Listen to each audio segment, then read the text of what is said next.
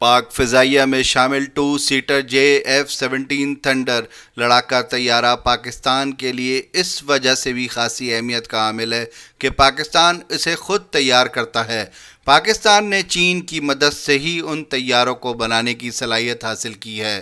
یہ طیارہ فضا سے زمین، فضا سے فضا اور فضا سے سطح آب پر حملہ کرنے والے میزائل سسٹم کے علاوہ دیگر ہتھیار استعمال کرنے کی صلاحیت بھی رکھتا ہے۔ بس نئے ماڈل میں ایک سیٹ کا اضافہ کیا گیا ہے تاکہ دوسرا پائلٹ بھی بیٹھ سکے اور ان طیاروں کو ٹریننگ کے لیے بھی استعمال کیا جا سکے۔ پاکستان ایئر فورس کے مطابق یہ طیارہ ادارے کی تربیتی ضرورت کو تو پورا کرے گا، لیکن یہ مکمل طور پر ہر طرح کے جنگی آپریشن کی صلاحیت بھی رکھتا ہے۔ بلا شبہ JF-17 تھنڈر لڑاکا طیارے سے فورس کی آپریشنل صلاحیت میں بھی اضافہ ہوا ہے۔ 1995 میں جب پاکستان اور چین نے JF-17 کے متعلق ایک مفاہمت کی یادداشت پر دستخط کیے تھے، اس طیارے کا پہلا آزمائشی ماڈل 2003 میں تیار ہوا اور پاکستان فضائیہ نے 2010 میں JF-17 تھنڈر کو پہلی مرتبہ اپنے فضائی بیڑے میں شامل کیا۔ اس منصوبے میں MiG طیارے بنانے والی روسی کمپنی میکویان نے بھی شمولیت اختیار کر لی۔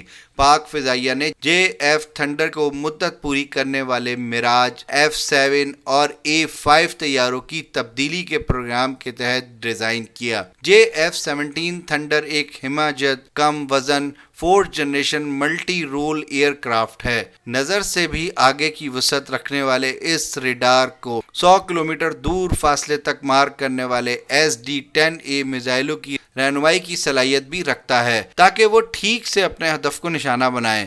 اس طیارے کی تیاری، اپ گریڈیشن اور اوور ہالنگ کی سہولت بھی ملک کے اندر ہی دستیاب ہے، جس کا مطلب یہ ہے کہ پاکستان اس طیارے کی تیاری کے مراحل کو یقینی بنانے کے لیے کسی دوسرے ملک کا محتاج نہیں۔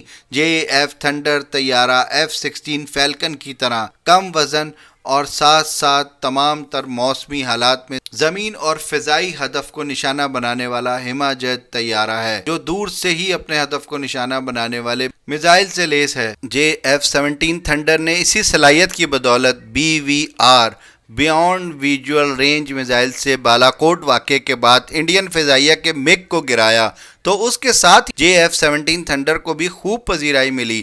JF-17 تھنڈر طیاروں میں جدید بلاک 3 جبکہ اس میں انتہائی طاقتور ریڈار نصب ہے۔ JF تھنڈر 17 ہدف کو لاک کر کے میزائل داغنے کی صلاحیت بھی رکھتا ہے۔ اس کی رینج 150 کلومیٹر بتائی جاتی ہے۔ JF-17 تھنڈر کو کوریا کے FA-50 طیاروں کے مقابلے میں لاگت اور صلاحیت کے مقابلے میں برتری حاصل ہے۔ یہ طیارہ زیادہ بڑے دائرے میں جنگ لڑنے کی صلاحیت رکھتا ہے۔ اس میں بارود اٹھانے کی زیادہ صلاحیت ہے۔ یہی وجہ ہے کہ بعض دیگر ممالک کی جانب سے بھی JF تھنڈر 17 کے مزید آرڈر ملنے کا امکان ہے۔